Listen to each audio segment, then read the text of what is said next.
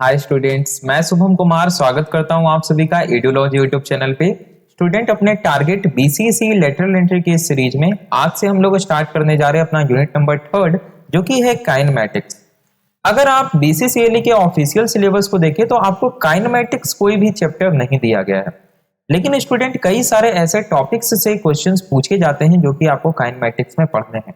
जैसे अगर आप प्रीवियस ईयर क्वेश्चन को उठा करके देखें तो आपसे student relative velocity, relative acceleration, motion due to gravity, अगर किसी बॉल को थ्रो किया जाए, किसी बॉल को ड्रॉप किया जाए, वी वेलोसिटी से फेंका जाए, इस प्रकार के काफी सारे क्वेश्चंस पूछे गए हैं। लगभग हर एक साल 4 से 5 क्वेश्चन इस तरीके के पूछे गए हैं। तो अगर हम काइनेमैटिक्स को अच्छे से पढ़ लेते हैं, कवर कर लेते हैं, तो इजिली 4 से 5 क्वेश्चन आपका मैकेनिक्स का बन जाने वाला है।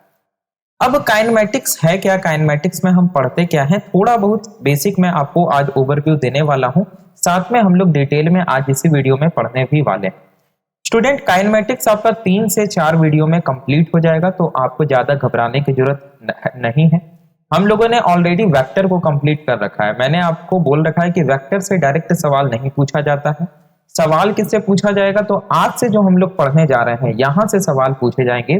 तो एक तरीके से आज से आपका स्टूडेंट बीसीसीएलई का मैकेनिक्स स्टार्ट होने जा रहा है इस वीडियो से। तो चलिए पहले छोटी छोटी सी बातें कर लेते हैं। हम लोगों ने पढ़ रखा है इंजीनियरिंग मैकेनिक्स के बारे में। इंजीनियरिंग मैकेनिक्स क्या होता है, तो इंजीनियरिंग मैकेनिक्स फिजिक्स का वह एक ब्रांच है जिसमें हम लोग किसके बारे में पढ़ते हैं भाई, तो मोशन के बारे में पढ़ते हैं, फोर्स के बारे में पढ़ते हैं, है ना, कि फोर्स लगने के द्वारा जो मोशन होता है उसके बारे में पढ़ते हैं। अब देखिए, अगर मैं बोलूं कि कोई बॉडी चल रही है, यानी किसी बॉडी में मोशन है, तो वो मोशन आखिर कैसे आया, फोर्स लगा होगा। बिना फोर्स के मोशन नहीं हो सकता है। अगर कोई बॉडी रेस्ट पे है, जब तक उस पे फोर्स नहीं लगेगा तब तक वो रेस्ट पे ही रहेगी। मतलब अगर कोई बॉडी चल रहा है या उसको फेंका गया, चलाया गया, मतलब उस पे फोर्स लगाया गया। ये है इंजीनियरिंग मैकेनिक्स। अब इंजीनियरिंग मैकेनिक्स को 2 भागों में बांटा गया। हमने देखा था एक काइनेमैटिक्स और दूसरा काइनेटिक्स। तो काइनेमैटिक्स हम लोग आज से स्टार्ट करने जा रहे हैं। काइनेटिक्स यानी कि न्यूटन्स लॉ ऑफ मोशन हम लोग अगले यूनिट नंबर 4 में स्टार्ट करेंगे। बात करते हैं काइनेमैटिक्स की। काइनेमैटिक्स क्या है स्टूडेंट, तो ये मैकेनिक्स का एक ब्रांच है। ठीक है, मैं साथ साथ 2-3 पॉइंट्स लिखते जाता हूं ताकि आपको ये जो पीडीएफ नोट्स मिलेगा डिस्क्रिप्शन में, उसको आप डाउनलोड करके रिवीजन कर सकें। तो काइनेमैटिक्स क्या है student, branch of the mechanics. Mechanics का एक ऐसा ब्रांच है। तो इसमें हम करते क्या है काइनेमैटिक्स में, हम काइनेमैटिक्स में मोशन के बारे में स्टडी करते हैं। ठीक है, ब्रांच ऑफ द मैकेनिक्स। इसमें हम क्या करते हैं भाई, study of the motion, study of the motion of the body. हम इसमें बॉडी के मोशन के बारे में अध्ययन करते हैं, यानी बॉडी जो मूव कर रहा है, मोशन कर रहा है, उसके बारे में पढ़ते हैं। अब मैंने क्या बोला कि जब मोशन कर रहा है तो उसमें कहीं ना कहीं फोर्स लगा, लेकिन काइनेमैटिक्स में हम फोर्स को कंसीडर नहीं करते। Without considering cause of motion, that is force. Without considering cause of motion,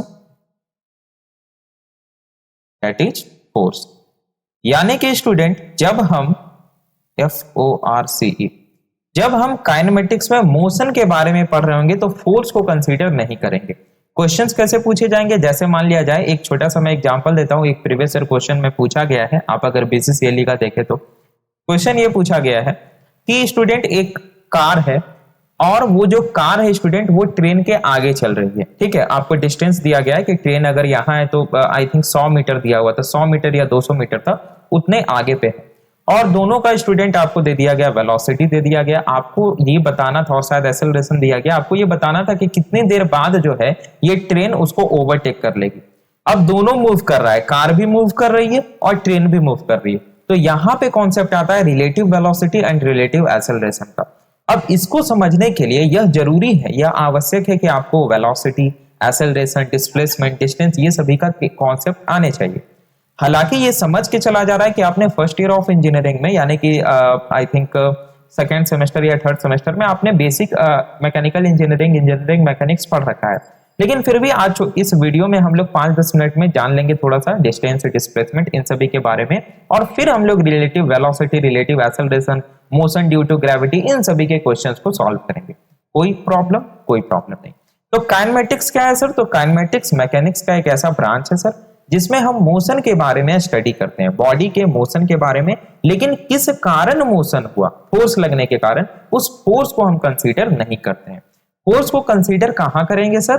तो जो सेकेंड ब्रांच ऑफ मैकेनिक्स है दैट इज काइनेटिक्स। और काइनेटिक्स हम लोग नेक्स्ट यूनिट नंबर 4 से स्टार्ट करेंगे। यूनिट नंबर 4 में हम न्यूटन्स लॉ ऑफ मोशन के बारे में डिटेल से पढ़ेंगे, बहुत सवाल उससे पूछे जाते हैं। और फिर उसके बाद अपना unit number 5 force system, equilibrium, फिर तो फोर्स ही फोर्स है। तो काइनेमेटिक्स केवल आपका यूनिट नंबर 3 तक ही है, फिर सारा फोर्स पे ही दुनिया चलेगा। तो अच्छा, यहां पे जब हम मोशन की बात करते हैं स्टूडेंट, मोशन, तो मोशन का अर्थ क्या हुआ? कहीं भी अगर हम स्टूडेंट मोशन की बात करते हैं तो 3 चीज निकल के आता है। सबसे पहला डिस्प्लेसमेंट, दूसरा वेलोसिटी, और तीसरा एक्सेलरेशन। ठीक है, अगर आप हिंदी में जान रहे, जैसे डिस्प्लेसमेंट आपने विस्थापन पढ़ा होगा, वेलोसिटी को वेग कहा जाता है और एक्सेलरेशन को त्वरण कहा जाता है। तो ये तीनों स्टूडेंट हम लोगों को पढ़ना है काइनेमेटिक्स में पूरा का पूरा। ठीक, चलिए तो स्टार्ट करते हैं। सबसे पहले एकदम बेसिक सा कॉन्सेप्ट, एकदम सिंपल सा कॉन्सेप्ट समझते। देखिए एकदम बेसिक लेवल से चलेंगे, एडवांस लेवल तक जाएंगे, बेसिक कॉन्सेप्ट को चुटकियों में 2 मिनट में खत्म करेंगे। चलिए बात करते हैं हम लोग डिस्टेंस की। सभी लोग जानते हैं डिस्टेंस क्या होता है। डिस्टेंस हिंदी में इसको क्या बोलते हैं? हिंदी में बोलते हैं दूरी। तो दूरी क्या है भाई? डिस्टेंस क्या है? हम सभी लोग जानते हैं कि जो एक्चुअल लेंथ है, जो एक्चुअल पाथ कवर किया गया है, उसको हम डिस्टेंस बोलते हैं। जैसे कि अगर मान लिया जाए मैं बोलूं कि मैं अभी पटना जंक्शन पे हूं और मैं पटना जंक्शन से मान लिया जाए फुलवारी शरीफ जा रहा हूं। तो पटना जंक्शन से जब मैं फुलवारी शरीफ गया तो मेरा रास्ता कुछ इस प्रकार से था। देखिए ये है पटना जंक्शन आपका। तो पटना जंक्शन से मैंने क्या किया, मैंने पटना जंक्शन पे मैं था, प्लेटफॉर्म पे उतरा, उसके बाद मैं बाहर निकला। बाहर निकलने के बाद उसके बाद मैंने कोई ऑटो पकड़ा, ऑटो वाला इधर से स्टार्ट किया, फिर इधर गया, फिर इधर से ऐसे गया और फाइनली यहाँ पे आकर के मुझे फुलवारी शरीफ में ड्रॉप कर दिया।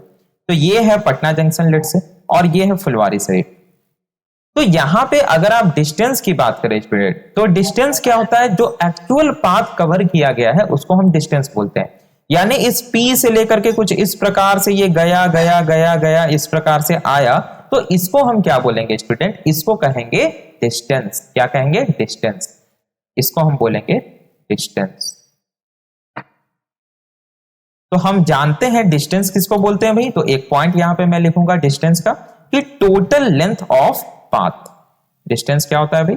डिस्टेंस होता है total length of path. Path का जो टोटल लेंथ है उसको हम क्या बोलते हैं? डिस्टेंस बोलते हैं। अच्छा, डिस्टेंस स्केलर क्वांटिटी है या वेक्टर क्वांटिटी? क्या यहां पे कहीं भी डायरेक्शन की बात हो रही है? नहीं, डायरेक्शन की बात नहीं हो रही है। तो स्टूडेंट जो डिस्टेंस है आपका वो है स्केलर क्वांटिटी।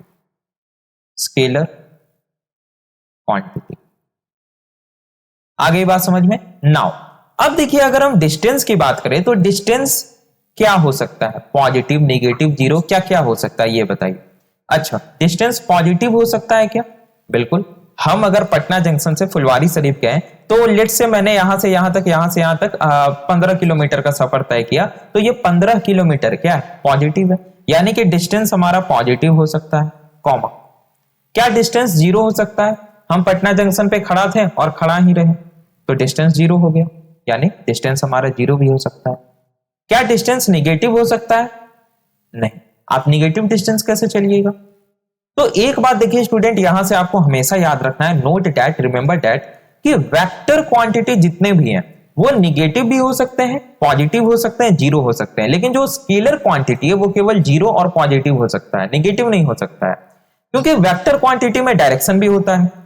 अब हम लोग एक्सिस के बारे में पढ़ चुके हैं, आप सभी जानते हैं। यहां पे मैं छोटा सा ड्रॉ करूंगा, आपको पता है कि अगर हम पॉजिटिव एक्स के डायरेक्शन में चल रहे हैं पॉजिटिव, निगेटिव एक्स के डायरेक्शन में चल रहे हैं निगेटिव, अगर हम पॉजिटिव वाई के डायरेक्शन में चल रहे हैं अपवर्ड तो पॉजिटिव, डाउनवर्ड चल रहे हैं तो निगेटिव। तो ये वाला कॉन्सेप्ट आप सभी को पता है, यहां डायरेक्शन की बात हो रही है, यानी जहां पे वेक्टर क्वांटिटी आएगा तो वेक्टर क्वांटिटी निगेटिव भी होगा, पॉजिटिव भी होगा, जीरो भी होगा, लेकिन स्केलर क्वांटिटी में डायरेक्शन नहीं होता है तो वो केवल पॉजिटिव होगा। बात खत्म, इसको हटाते हैं।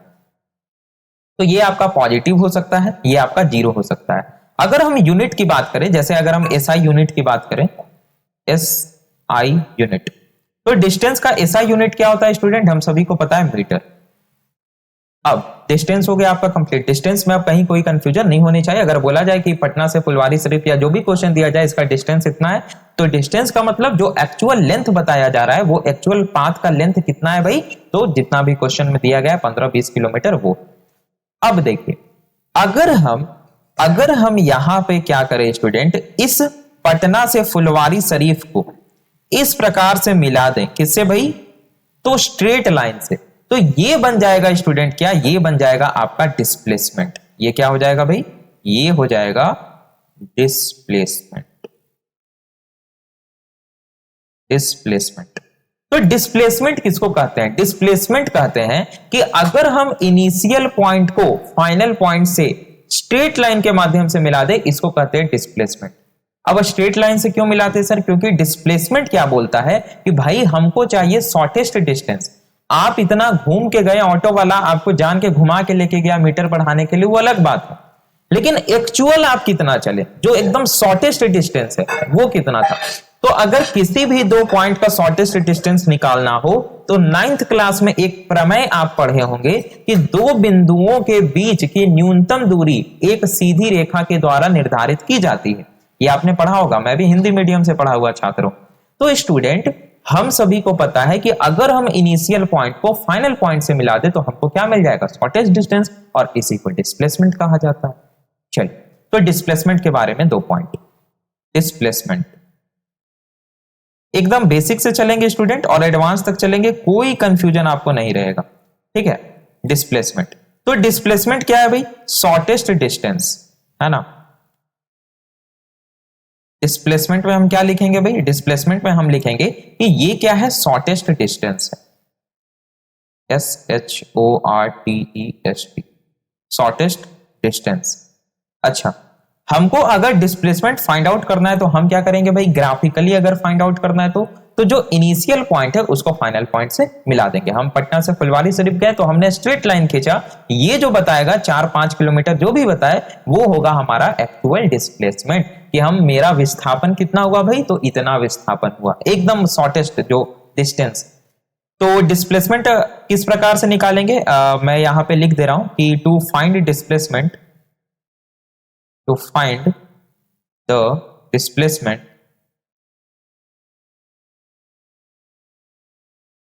to find the displacement, join initial point and final point,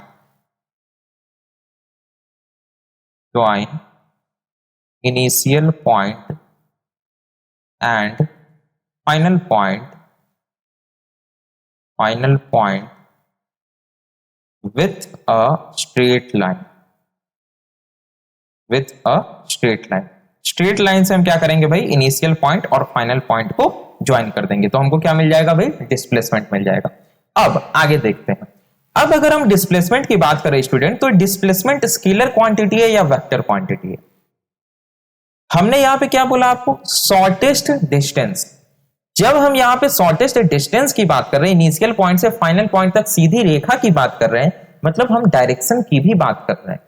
तो डिस्प्लेसमेंट में क्या होता है स्टूडेंट, लेंथ होता है, यानी मैग्नीट्यूड तो होता ही है, साथ ही साथ में डायरेक्शन भी होता है। और हम लोग वेक्टर में पढ़ चुके हैं कि ऐसा क्वांटिटी जिसमें मैग्नीट्यूड के साथ साथ डायरेक्शन भी हो उसको वेक्टर क्वांटिटी कहा जाता है। तो डिस्प्लेसमेंट क्या है भाई, डिस्प्लेसमेंट है आपका वेक्टर क्वांटिटी। अब चूंकि ये वेक्टर क्वांटिटी है, क्योंकि ये वेक्टर क्वांटिटी है, तो ये आपका निगेटिव भी हो सकता है, पॉजिटिव भी हो सकता है और जीरो भी हो सकता है। निगेटिव कब होगा सर, देखिए मैं एक काम करता हूं, यहां पे मैं बना ही देता हूं, क्योंकि मे बी आप जब बाद में रिवाइज कर रहे हो तो आपके माइंड में यही सवाल उठता है स्टूडेंट्स के कि सर निगेटिव कैसे हो जाएगा, डिस्प्लेसमेंट तो 4, 5, 6 मीटर यही होगा ना सर। तो भाई हम लोग एक्सिस नाम का कोई चीज पढ़े, आपको पता होगा, इसको बोलते हैं एक्स, इसको बोलते हैं एक्स डैश, इसको बोलते हैं वाई और इसको बोलते हैं वाई डैश। तो आप सभी को पता है एक्स और वाई को पॉजिटिव कंसीडर करते हैं, एक्स डैश और वाई डैश को निगेटिव कंसीडर करते हैं। तो सीधी सी बात, अगर डिस्प्लेसमेंट आया है आपका इस तरफ राइट साइड में, तो हम इसको पॉजिटिव कंसीडर करें। अगर आपका डिस्प्लेसमेंट अपवर्ड तो इसको पॉजिटिव कंसीडर करें, अगर डिस्प्लेसमेंट लेफ्ट साइड में है तो इसको नेगेटिव कंसीडर करेंगे, और अगर डिस्प्लेसमेंट डाउनवर्ड है तो उसको नेगेटिव कंसीडर करेंगे। कोई कंफ्यूजन? कोई कंफ्यूजन नहीं। बॉल को जब थ्रो करेंगे ना बहुत काम आएगा ये, ठीक है। और वो जो रिलेटिव वेलोसिटी वाला बात कर रहे थे वहां पे भी काम आएगा। वहां पे हम निकालने के लिए इधर वाले को माइनस करेंगे, इधर वाले को प्लस करेंगे, तो वहां पे आप पूछिएगा नहीं कि सर ऐसा क्यों कर रहे हैं। तो यहां से समझ लेना है आपको, डिस्प्लेसमेंट आपका ये होता है। डिस्प्लेसमेंट में कहीं कोई कंफ्यूजन अब नहीं होनी चाहिए। अच्छा, यूनिट की अगर हम बात करें तो यूनिट इसका भी क्या होता है भाई, क्योंकि ये भी क्या है, ये भी तो आपका डिस्टेंस ही बता रहा है ना, तो इसका भी यूनिट क्या होगा, मीटर ही होगा। भाई डिस्प्लेसमेंट क्या है, ये भी एक डिस्टेंस है, ये सिर्फ शॉर्टेस्ट डिस्टेंस जो सबसे न्यूनतम दूरी है वह बता रहा है, और जो आपका डिस्टेंस है ये क्या बता रहा है, एक्चुअल लेंथ बता रहा है। आ गई बात समझ? चलिए आगे बढ़ा जाए। हाँ बिल्कुल आगे बढ़ा जाए। अब हम लोगों ने स्टूडेंट पढ़ लिया, डिस्टेंस पढ़ लिया, डिस्प्लेसमेंट पढ़ लिया। अब हम लोग बात करेंगे स्टूडेंट स्पीड की, ठीक है। लेकिन स्पीड के पहले चलिए एक छोटा छोटा क्वेश्चन हम लोग एक दो कर लेते हैं डिस्प्लेसमेंट से रिलेटेड, डिस्प्लेसमेंट और डिस्टेंस से रिलेटेड। क्वेश्चन क्या भाई, नोट करके भी लिख सकते हैं, तो एक काम करते हैं नोट करके लिख लिया जाए या क्वेश्चन लिख लिया जाए, क्वेश्चन ही लिख लेते हैं। एक ये क्या हो गया, एक छोटा सा क्वेश्चन हम लोग करते हैं। आपको क्या करना है, डिस्प्लेसमेंट फाइंड आउट करना है कि कितना डिस्प्लेसमेंट हुआ और कितना डिस्टेंस हुआ, ठीक। मान लिया जाए ये एक सर्कल है, एक मिनट मुझे सर्कल चूज करने दीजिए। हाँ ये एक सर्कल है कुछ इस प्रकार से, ठीक है, और ये इसका कुछ इस प्रकार से सेंटर है। यहां पे मैं एक्सिस ड्रॉ कर लेता हूं तो ज्यादा बेटर रहेगा, है ना। ये किधर बन गया भाई, हाँ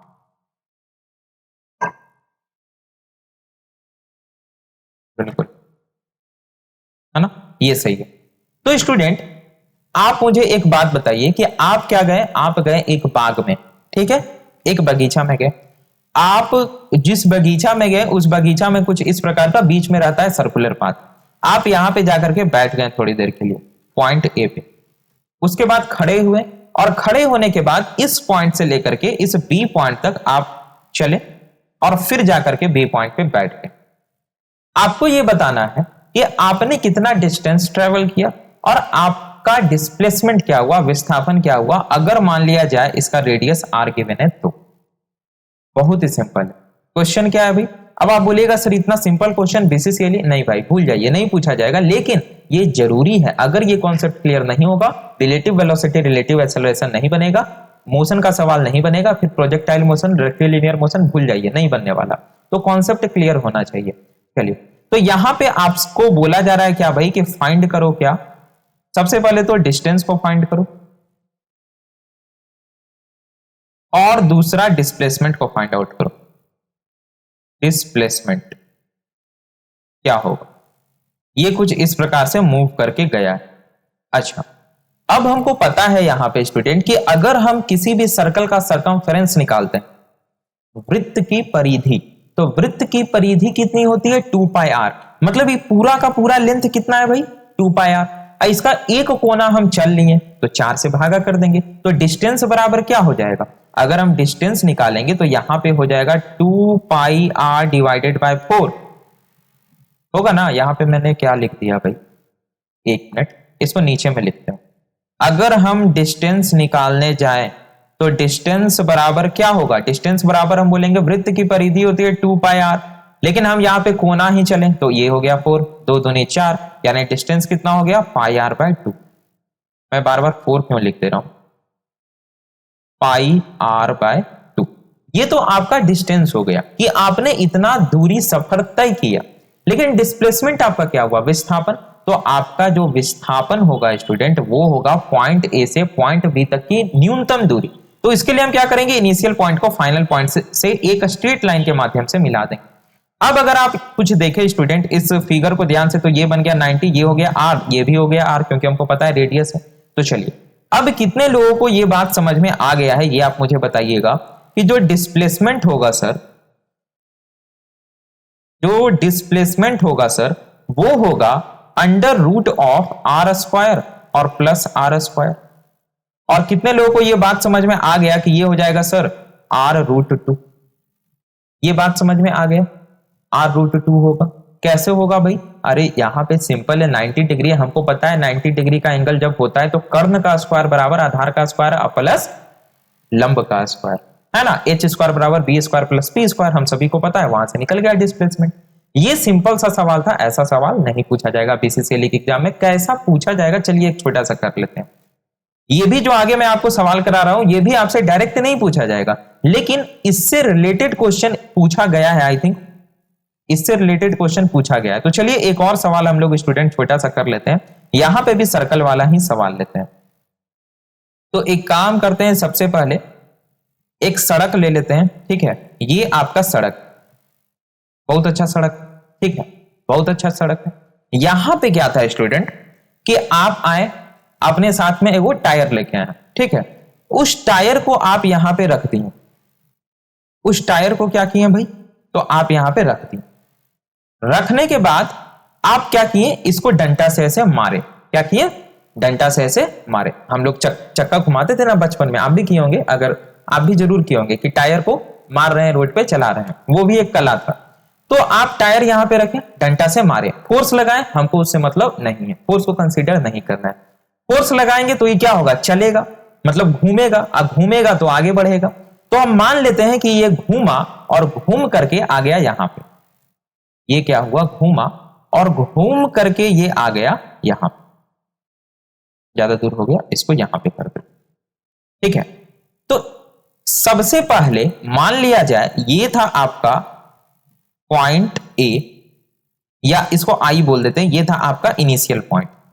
जब आपने इधर से इसको मारा धक्का, यानी इधर से आपने इसको डंडा मारा, तो ये क्या हुआ? घूमा।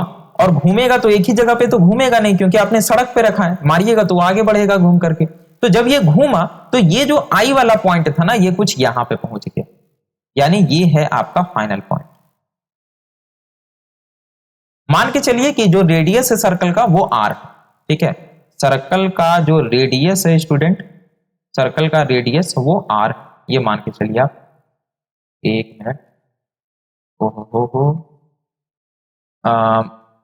ये है क्या भाई? सर्कल का रेडियस। तो सर्कल का रेडियस r। अब आपको यहां पे ये बताना है कि यहां पे आपको ये बताना है कि डिस्प्लेसमेंट कितना हुआ, और साथ में ये भी बताइए कि डिस्टेंस कितना ट्रेवल किया। डिस्टेंस और डिस्प्लेसमेंट सेम चीज। चलिए, बहुत ही अच्छा सवाल है ये, बहुत ही अच्छा सवाल है। आप तुरंत बता सकते हैं, और अगर नहीं बता पा रहे हैं तो फिर आप कैसे बोल सकते हैं कि सर हम ये पढ़े हुए। बताइए, सबसे पहला सवाल आपसे पूछा जा रहा है कि आप डिस्टेंस बताइए, और दूसरा सवाल आपसे पूछा जा रहा है कि डिस्प्लेसमेंट बताइए। डिस्प्लेसमेंट, चलिए। अच्छा, कितने लोगों को लग रहा है, कितने लोगों को लग रहा है कि जो डिस्टेंस होगा सर वो पाई आर होगा? जो डिस्टेंस होगा वो पाई आर होगा। क्यों? क्योंकि ये पूरा का पूरा 2 पाई आर, 2 पाई आर को 2 से भाग कर दीजिए, क्योंकि यहां से यहां तक चला पाई आर। और डिस्प्लेसमेंट कितने लोगों को लग रहा है कि डिस्प्लेसमेंट होगा सर 2r? ये कितने लोगों को लग रहा है? लग रहा है? बिल्कुल गलत सोच रहे हैं आप, ऐसा कुछ नहीं है, ये कभी नहीं होगा भाई साहब। ये एक जगह पे थोड़े घुमा है। यहां पे क्या था? यहां पे आपको क्या बोला गया कि ये घूमा, घूमा मतलब इसी जगह पे रोटेट किया।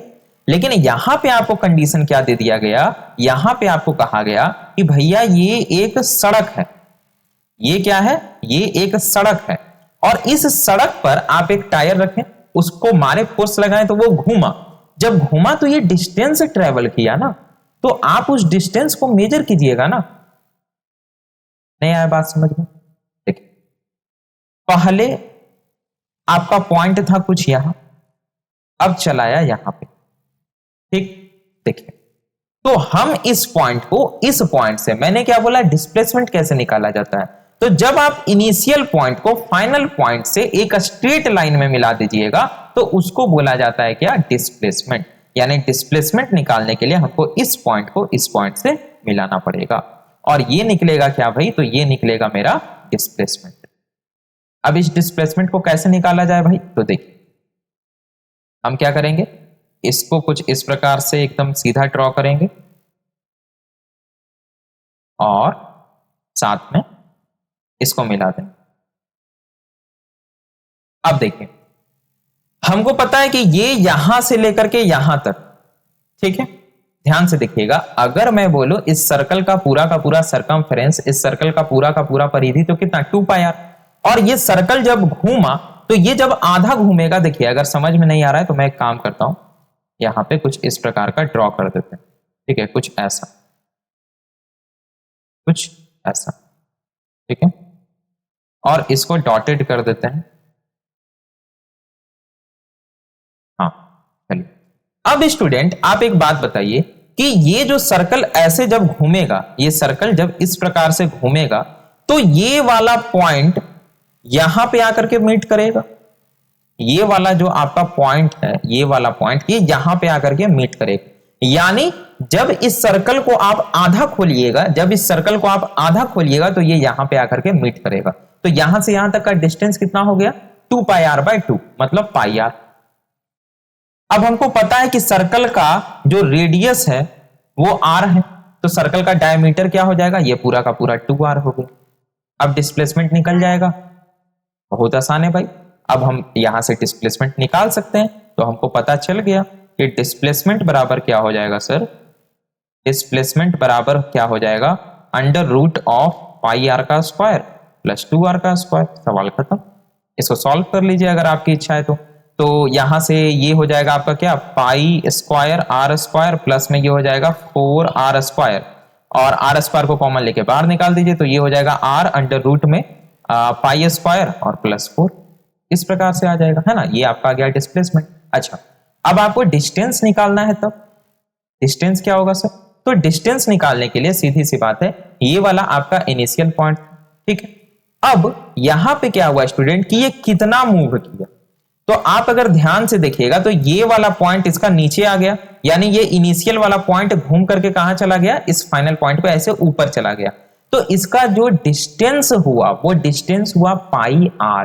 तो डिस्टेंस कितना आएगा, डिस्टेंस आएगा पाई आर, और डिस्प्लेसमेंट कितना आएगा, डिस्प्लेसमेंट आएगा आर अंडर रूट में क्या लिखा हुआ है, पाई स्क्वायर प्लस 4। ये क्या आएगा स्टूडेंट, ये आएगा इसका डिस्प्लेसमेंट। आया समझ में, डिस्टेंस और डिस्प्लेसमेंट क्लियर हो गया। और कोई सवाल कराने की जरूरत नहीं है। आगे बढ़ते हैं। अब चूंकि स्टूडेंट हम लोग डिस्टेंस के बारे में पढ़ चुके हैं, अब हम लोग डिस्प्लेसमेंट के बारे में पढ़ चुके हैं, तो इसके बाद हम लोग समझ सकते हैं स्पीड को। देखिए सब छोटा छोटा कॉन्सेप्ट है, आप बोलिएगा सर क्यों पढ़ा रही है, भाई जरूरी है, कॉन्सेप्ट क्लियर रहना जरूरी है। 5 मिनट तो लगेगा भाई, देख लीजिए ना, अभी 20 दिन है एग्जाम में। आपका एग्जाम कब है, 23 या 24 को है, और गारंटी दे रहे हैं भाई 23-24 के पहले ना मैकेनिक्स खत्म करके मैकेनिक्स का सब पीवाईक्यू सॉल्व करा दिया जाएगा आपको। और क्या चाहिए, एग्जाम में आराम से आप जाइएगा। देखिए कभी भी ऐसा टारगेट लेके मत चलिए कि हम मैकेनिक्स में जाके 50 सवाल सॉल्व कर देंगे। एक तो टाइम कम रहता है, 50 सवाल हमसे भी नहीं सॉल्व होगा, या आप किसी टीचर को भी दे दीजिएगा तो उसको भी सॉल्व करने में पसीना छूट जाएगा, ऐसा सवाल पूछा जाता है। हम भी आपको प्रीवियस ईयर क्वेश्चन कराएंगे तो हम बिल्कुल कैमरा पे बोल रहे हैं, ऑन कैमरा, कि पूरा प्रीवियस ईयर क्वेश्चन नहीं कराएंगे। क्यों सर, हमसे भी नहीं बनेगा भाई, उसको बनाने में हालत खराब हो जाएगा, ऐसा ऐसा क्वेश्चन पूछा जाता है। तो हम उस टाइप के क्वेश्चन को सॉल्व करेंगे जो कि हमसे बन जाए। 50 क्वेश्चन है, हम टारगेट 15 क्वेश्चन का लेकर के चलेंगे, ठीक है, कि हमसे मैकेनिक्स में कम से कम 15 से 20 क्वेश्चन बन जाए। 5 क्वेश्चन गलत भी हुआ तो 15 क्वेश्चन सही है, बाकी मैथ है अपना। अगर आप इतना 30 क्वेश्चन बना दिए तब तो हम बोले दिए कि अगर 30 क्वेश्चन बना दिए तो अंडर 10 में आपका रैंक रहेगा, किसी से बनवे नहीं करता है।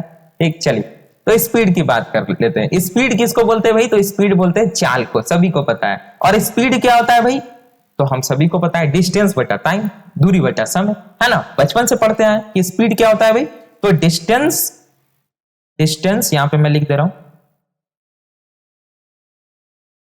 Distance travelled per unit time. अब यूनिट कुछ भी हो सकता है, आप सेकंड ले लीजिए, आप मिनट ले लीजिए, आप पर आवर ले लीजिए, आप अपने हिसाब से, लेकिन जो एसआई यूनिट है वो होता है मीटर पर सेकंड।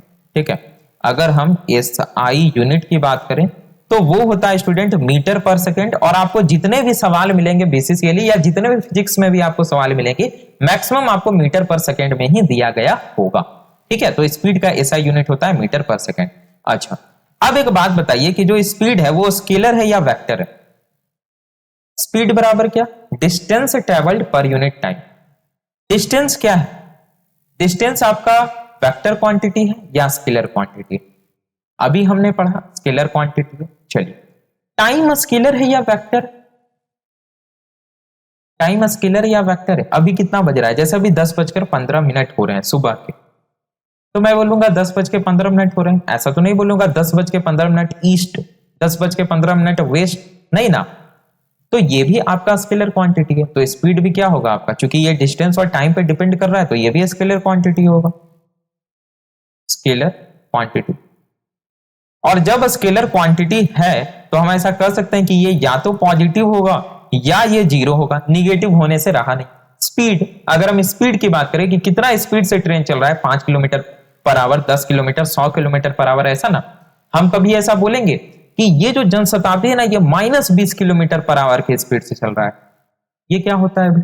ऐसा कभी नहीं होगा। तो ये होता है स्पीड। अच्छा, हम जो बचपन से पढ़ते आए हैं स्टूडेंट कि distance, total distance divided by total time, इसको स्पीड बोलते हैं। इसमें करेक्शन की जरूरत, ये बिल्कुल सही नहीं है, इसको हम पूरी तरीके से सही नहीं बोल सकते हैं। देखिए, दो चीजें होती है अगर हम स्पीड की बात करें, एक होता है आपका एवरेज स्पीड और दूसरा होता है आपका इंस्टेंटेनियस स्पीड। ये बहुत इंपॉर्टेंट है, इससे रिलेटेड सवाल आपका रहेगा, इसलिए मैं बार बार आपको बोल रहा हूं कि ये कॉन्सेप्ट पढ़ना जरूरी है। वीडियो छोड़ के मत जाइए, टेलीग्राम ग्रुप में भी मैंने इसीलिए बताया कि काइनेमेटिक्स पढ़ लीजिएगा, न्यूटन्स लॉ ऑफ मोशन बहुत अच्छे से समझ में आएगा, न्यूटन्स लॉ ऑफ मोशन पढ़ लीजिएगा, फिर आपको फोर्स सिस्टम, फ्रिक्शन, कहीं भी प्रॉब्लम नहीं होगा। वर्क, पावर, एनर्जी तो धुआं धुआं उड़ा दीजिएगा आप लोग, ठीक है। तो देखिए, स्पीड हम लोग समझ गए। अब होता है स्पीड में भी दो तरह का, एक होता है एवरेज स्पीड, ठीक। नोट्स आपको मिलेगा, नोट्स आपको टेलीग्राम ग्रुप में एकदम 5G की स्पीड से जाएगा तुरंत, क्विक। अगर आपने टेलीग्राम ग्रुप ज्वाइन नहीं किया, जाइए सर्च कीजिए @BCCLE ग्रुप, नीचे डिस्क्रिप्शन में लिंक भी दिया गया है टेलीग्राम ग्रुप का, उससे ज्वाइन कर लीजिए। बाकी आपको लिंक भी नीचे प्रोवाइड करा दिया जाएगा। हाँ, लिंक में थोड़ा बहुत देरी हो सकता है, लेकिन वीडियो रिकॉर्ड होते ही वहां पे चला जाता है पीडीएफ। देखिए, एवरेज स्पीड की हम लोग बात कर रहे थे। हाँ, एवरेज स्पीड, एवरेज स्पीड का मतलब क्या हुआ? जैसे मान लिया जाए हम बोले कि भाई हमने क्या किया, हम पटना जंक्शन पे थे, हम पटना जंक्शन पे थे और उसके बाद हम बैठ गए एक ऑटो में, ठीक है, हम बैठ गए एक ऑटो में और ऑटो वाला हमको कुछ इस प्रकार से लेके गया और इस प्रकार से लेकर के हमको फुलवारी शरीफ में वो ले जाकर के छोड़ दिया। ऑटो वाला गया तो ऑटो से गया, ऑटो चला रहा था तो ऑटो की कुछ स्पीड होगी। तो हमने क्या बोला कि भाई यहां से यहां तक, पटना से लेकर के फुलवारी शरीफ तक का जो डिस्टेंस था, यह डिस्टेंस मान लिया जाए 15 किलोमीटर, ठीक है। और ई हमको ले जाने में लगाया भाई 30 मिनट लगाया, 30 मिनट लगाया। तो हम बोलेंगे कि इसका स्पीड कितना आ गया? तो आप बोलिएगा ना सीधा कि सर इसका स्पीड आ गया 30 किलोमीटर प्रति घंटा। इसका स्पीड कितना आ गया? 30 किलोमीटर प्रति घंटा, ये आपने बोल दिया। लेकिन स्टूडेंट, ये जो आपने 30 किलोमीटर प्रति घंटा, 30 किलोमीटर पर आवर स्पीड निकाला है, ये स्पीड नहीं है, ये एक्चुअल में एवरेज स्पीड है। अच्छा, एक बात बताइए कि आपको पटना जंक्शन से फुलवारी शरीफ लेकर के गया ऑटो वाला, तो क्या यह जरूरी है कि जब सचिवालय हॉल्ट के पास वो आया तब वो 30 किलोमीटर प्रति घंटा का स्पीड पे था? जब वह सचिवालय से आगे बढ़ा, नाला के पास आया, तब भी वो 30 किलोमीटर प्रति घंटा के रफ्तार पे था? ऐसा जरूरी नहीं है। बीच में जाम आया होगा, बीच में कहीं रेड लाइट हुआ होगा, है ना, कहीं मान लिया जाए कुछ वजह से कहीं पान खाने का मन कर गया होगा। तो इस प्रकार से हम ये नहीं बोल सकते कि हर एक पॉइंट ऑफ टाइम पे उसकी स्पीड 30 किलोमीटर प्रति घंटा था। तो ये जो स्पीड हम निकालते हैं ना कि total distance divided by total time, उसको बोलते हैं एवरेज स्पीड। जैसे अगर कोई ट्रेन मान लिया जाए पटना से दिल्ली हम गए 1000 किलोमीटर है, लगभग मान लेते हैं अप्रॉक्स, पटना से दिल्ली गए 1000 किलोमीटर है, ठीक, और मान लिया जाए वो हमको पहुंचा दिया 20 घंटा में, ठीक है, या मान लिया जाए 10 घंटा में पहुंचा दिया, तो हम बोलेंगे भाई ट्रेन ना 100 किलोमीटर के रफ्तार से चला। अच्छा, ट्रेन मान लिया जाए जब कानपुर जंक्शन में था, पार कर रहा था, तब भी 100 किलोमीटर से चल रहा था। ये बताइए, जब पंडित दीनदयाल पार कर रहा था उस समय भी 100 किलोमीटर से चल रहा था? नहीं। आगे पीछे हो सकता है, लेकिन हम एक एवरेज बोल देते हैं, तो इसको बोला जाता है एवरेज स्पीड। आज के बाद एवरेज स्पीड में कहीं भी समस्या नहीं होगी। तो एवरेज स्पीड क्या होता है, इसको हम लोग स्टूडेंट एवरेज स्पीड को SAVJ भी लिखते हैं। अभी फिलहाल मैं पूरा लिख दे रहा हूं,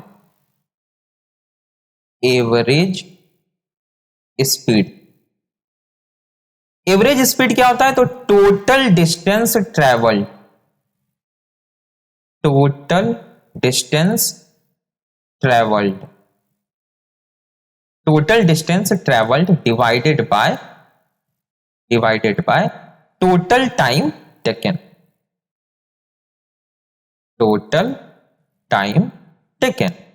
ये तो हो गया वर्ड में। अगर हम फॉर्मूला में लिखें तो इसको हम क्या बोलते हैं, हम बोलते हैं कि जो SAVJ होगा, जो SAVJ होगा यानी कि जो एवरेज स्पीड होगा, वो क्या होगा स्टूडेंट, वो होगा कि आप अभी कहां है, यानी कि अभी आप फुलवारी शरीफ में, दैट इज x2, माइनस आप पहले कहां थे, इनिशियली कहां थे, तो पटना जंक्शन पे, डिवाइडेड बाय अभी टाइम कितना हो रहा है, दैट इज T2, माइनस उस समय टाइम कितना हो रहा था, दैट इज T1।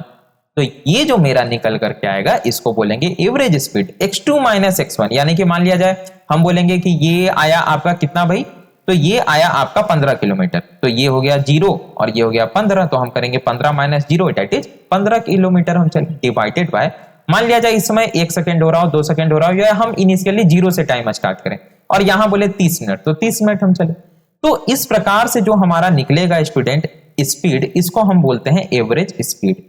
तो ये आपको थोड़ा सा ध्यान में रखना है, इसको हम बोलते हैं क्या, एवरेज स्पीड। और यहां पे इसको हम क्या लिख सकते हैं, इसको हम delta x bye delta T भी लिख सकते हैं। आप चूंकि देख सकते हैं x2 माइनस x1 और T2 माइनस T1 हो रहा है, तो ये आपको याद रखना है। अच्छा, ये तो हो गया स्टूडेंट एवरेज स्पीड। अब हम बात करते हैं इंस्टेंटेनियस स्पीड की, कि इंस्टेंटेनियस स्पीड क्या होता है। तो चलिए लिख लेते हैं इंस्टेंटेनियस स्पीड। नेक्स्ट हम लोग लिख लेते हैं इंस्टेंटेनियस, TAN, इंस्टेंटेनियस, TANEOUS। देखिए स्पेलिंग आप लोग देख लीजिएगा और उससे कोई खास मतलब है नहीं। देखिए इंस्टेंटेनियस स्पीड का मतलब क्या होता है कि speed at a particular time. Instantaneous speed का मतलब क्या होता है, speed, SPEED, speed at a particular time, एक खास समय पे जो स्पीड था उसको हम इंस्टेंटेनियस स्पीड बोलेंगे। मतलब जब हम पटना जंक्शन से ऑटो में बैठ करके फुलवारी शरीफ जा रहे थे तो मेरा एवरेज स्पीड 30 किलोमीटर प्रति घंटा था। अगर हम आपसे पूछें कि जब आप सचिवालय हॉल्ट के पास पहुंचे उस समय कितना स्पीड था आपका, तो इसको बोलेंगे इंस्टेंटेनियस स्पीड। बात आई समझ में। एवरेज स्पीड मतलब क्या, टोटल डिस्टेंस जो गए और टोटल टाइम से डिवाइड कर दिए वो एवरेज स्पीड, यानी एवरेज हम औसत इतना से गए। इंस्टेंटेनियस का मतलब कि एक पार्टिकुलर गिवन टाइम पे जब आप सचिवालय हॉल्ट के पास थे तब आपका स्पीड कितना था, ये बताएगा क्या, इंस्टेंटेनियस स्पीड। ठीक है, तो इंस्टेंटेनियस स्पीड का मतलब होता है speed at a particular time, और यहां पे जो टाइम ड्यूरेशन होता है वो लगभग 0 हो जाता है। यहां पे जो टाइम ड्यूरेशन होता है, टाइम ड्यूरेशन होता है वो 0 तो नहीं, लगभग हम बोलेंगे कि एकदम 0 के क्लोज में रहता है, क्योंकि एट अ पार्टिकुलर टाइम हम पूछ रहे हैं, है ना, एकदम एग्जैक्ट उस समय पे अगर हम पूछ रहे हैं तो वहां पे जो टाइम ड्यूरेशन होगा वो आपका 0 हो ही जाएगा। तो स्टूडेंट इसका जो फॉर्मूला होता है इंस्टेंटेनियस स्पीड का, एवरेज को SAVJ लिखते हैं, इंस्टेंटेनियस स्पीड को डायरेक्ट हम लोग S लिखेंगे। तो इंस्टेंटेनियस स्पीड में स्टूडेंट एवरेज स्पीड आपका क्या था, x2 minus x1 divided by T2 minus T1। यहां पे चूंकि हम एग्जैक्ट टाइम पे पूछ रहे हैं तो यहां पे जो टाइम होगा वो हमारा वो 0 हो जाएगा, दैट इज हम यहां पे बोल सकते हैं लिमिट, और जो टाइम है हमारा वो क्या हो जाएगा भाई, 0 हो जाएगा। तो time delta t tends to 0। ये हो गया स्टूडेंट फाइनली हमारा फॉर्मूला। ठीक है, ये हो गया हमारा फॉर्मूला किस चीज का भाई, तो इंस्टेंटेनियस स्पीड। आगे ये बात समझ में, या हम इसको ऐसा भी लिख सकते हैं इक्वल्स करके कि limit delta t tends to 0 और delta x by delta t, ऐसे भी हम लोग लिख सकते हैं।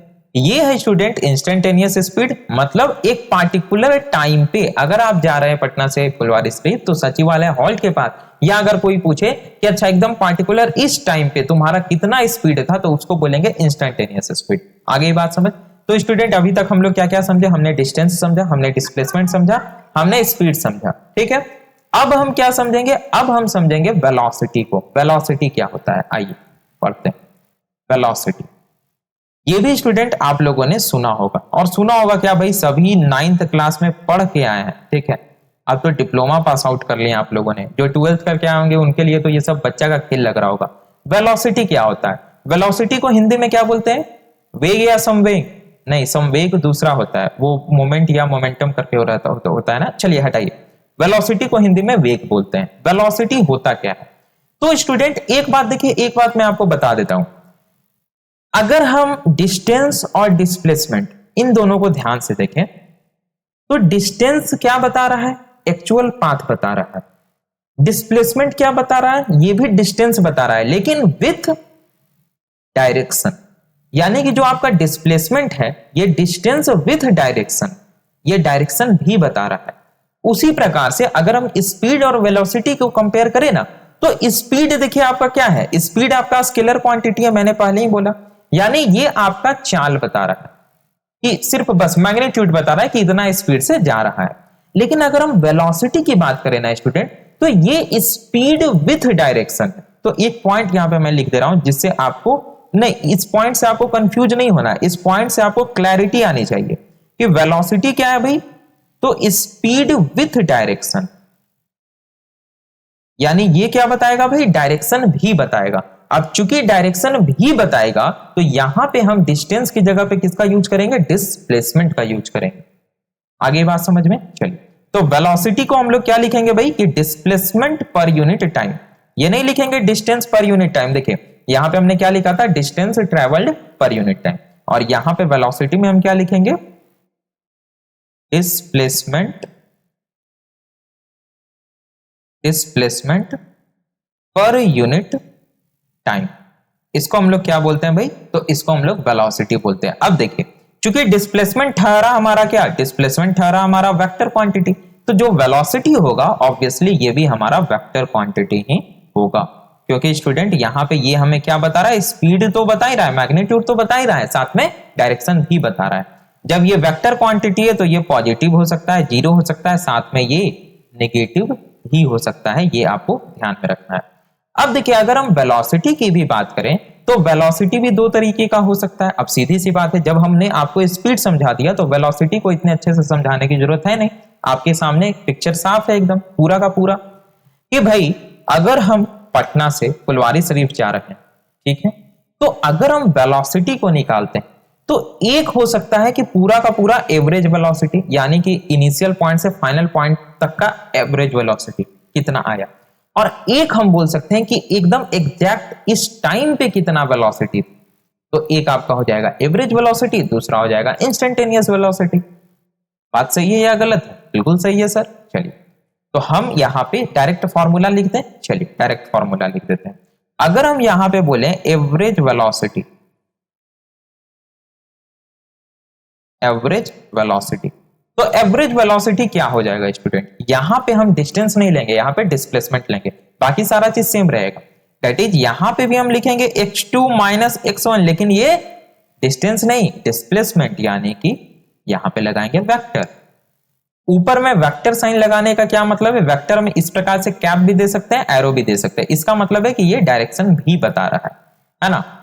इसका मतलब है ये क्या रबड़ में हो गया भाई, इरेजर सही हो जाओ, हाँ। तो ये हो गया x2 माइनस x1, और नीचे में क्या हो जाएगा, हमारा टाइम हो जाएगा t2 minus t1, t2 minus t1। ये क्या हो गया भाई, तो ये हमारा एवरेज वेलोसिटी हो गया। तो हम यहां पे ये लिख सकते हैं क्या, वेलोसिटी avg, वेलोसिटी क्या है हमारा, वेक्टर क्वांटिटी है, is equal to del x divided by del t, ये हो गया हमारा एवरेज वेलोसिटी। अच्छा अगर हम बात करें स्टूडेंट इंस्टेंटेनियस वेलोसिटी की, आगे बढ़ते हैं। ये तो हो गया हमारा एवरेज। इसको मैं एक बॉक्स में बंद कर देता हूं ताकि आपको जब पीडीएफ नोट्स मिले तो एकदम एक एक चीज उसमें लिखा हुआ हो, तुरंत आपका रिवाइज हो, कहीं भी आपको समस्या ना हो। ये हो गया हमारा एवरेज वेलोसिटी, समझ में आ गया। अब उसी प्रकार से हमारा इंस्टेंटेनियस वेलोसिटी हो सकता है। Instantaneous, TANEOUS, instantaneous velocity. यहां पे हम क्या करेंगे स्टूडेंट, अब यहां पे क्या होगा, समय लगभग जीरो हो जाएगा। टाइम का जो ड्यूरेशन है वो लगभग जीरो तो होगा ही होगा। तो इंस्टेंटेनियस वेलोसिटी में हम क्या लिख सकते हैं स्टूडेंट, वही लिखेंगे, del x by del t ही लिखेंगे, ठीक है। Del x upon del t ही होगा, लेकिन यहां पे जो डेल टी है वो लगभग क्या होगा, del t tends to zero.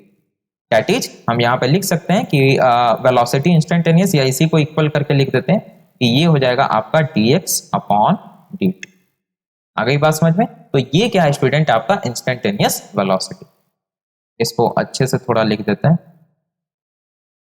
ये आ गई बात समझ में। इसको भी हम लोग एक डिब्बे में बंद कर देते हैं ताकि आपको जब नोट्स मिले तो कोई भी प्रॉब्लम ना हो। चलिए, तो ये तो हो गया स्टूडेंट वेलोसिटी के बारे में। आई होप आप लोगों को समझ में आ गया होगा। अब देखिए स्टूडेंट, अब आगे हमें क्या पढ़ना है, इसके आगे हमें पढ़ना है मोशन के बारे में। मोशन दो तरीके का होता है, यूनिफॉर्म, नॉन यूनिफॉर्म। तो अभी वीडियो का कितना देर हो गया, अरे भाई साहब 45 मिनट हो गया। तो स्टूडेंट एक काम करते हैं, हम लोग काइनेमेटिक्स में इतना ही रहने देते हैं। मैंने सोचा था आज ये पूरा बेसिक एंड कर देंगे, लेकिन देखिए अच्छा टाइम हो चुका है और ज्यादा माथा से बाहर निकलना भी नहीं चाहिए। तो हमने आज क्या समझा, एक तुरंत ओवरव्यू देते हैं। हमने समझा काइनेमेटिक्स। काइनेमेटिक्स क्या होता है सर, तो सबसे पहला मैकेनिक्स का ऐसा ब्रांच है या फिजिक्स का ऐसा ब्रांच है जिसमें हम क्या करते हैं, तो हम बॉडी के मोशन के बारे में पढ़ते हैं। कॉज ऑफ मोशन नहीं, किस कारण से मोशन हुआ, फोर्स लगाने से, पुल हो, पुश हो, वो कंसीडर नहीं करते हैं। ये हुआ काइनेमेटिक्स। जब हम मोशन की बात करते हैं तो तीन चीज आता है हमारे सामने, एक डिस्प्लेसमेंट आता है, दूसरा वेलोसिटी आता है, तीसरा एक्सेलरेशन आता है। डिस्प्लेसमेंट क्या होता है, पहले हमने समझा क्या, तो सबसे पहले हमने समझा डिस्टेंस। डिस्टेंस होता है एक्चुअल लेंथ, जितना दूरी हम गए वो हुआ क्या, डिस्टेंस। डिस्प्लेसमेंट क्या होता है, शॉर्टेस्ट डिस्टेंस। तो अगर हम इनिशियल पॉइंट को फाइनल पॉइंट से मिला दे शॉर्टेस्ट डिस्टेंस से, तो ये क्या हो जाएगा, हमारा डिस्प्लेसमेंट हो जाएगा। डिस्प्लेसमेंट के बाद स्टूडेंट हम लोगों ने क्या पढ़ा, स्पीड को पढ़ा। स्पीड क्या होता है भाई, तो स्पीड होता है डिस्टेंस पर यूनिट टाइम। ये हो गया हमारा स्पीड। स्पीड में हमने देखा है कि एवरेज स्पीड होता है, एक इंस्टेंटेनियस। एवरेज का मतलब जितना दूरी गए औसत निकाल लीजिए, पूरा दूरी बटा पूरा समय। Instantaneous at a particular given point पे क्या स्पीड था। उसी प्रकार से वेलोसिटी क्या होता है, वेलोसिटी भी स्पीड ही है लेकिन ये डायरेक्शन के साथ है, that is velocity vector quantity है। ये हमको स्पीड के साथ साथ डायरेक्शन भी बताता है। इसी प्रकार आपका एवरेज वेलोसिटी और ये आपका हो गया स्टूडेंट इंस्टेंटेनियस वेलोसिटी। तो आई होप आज का वीडियो आपको समझ में आ गया होगा स्टूडेंट। तो वीडियो को जरूर से लाइक कर दे, चैनल पे नए हैं तो चैनल को जरूर से सब्सक्राइब करके बेल आइकन क्लिक कर लेता, क्योंकि जो नेक्स्ट वीडियो है बहुत इंपॉर्टेंट होने वाला है स्टूडेंट। मोशन को समझेंगे, यूनिफॉर्म, नॉन यूनिफॉर्म, और नॉन यूनिफॉर्म मोशन के कारण ही एक्सेलरेशन होता है, उसको डिटेल में समझेंगे। तो चलिए मिलते हैं हम लोग अपने नेक्स्ट वीडियो में स्टूडेंट। Thanks for watching.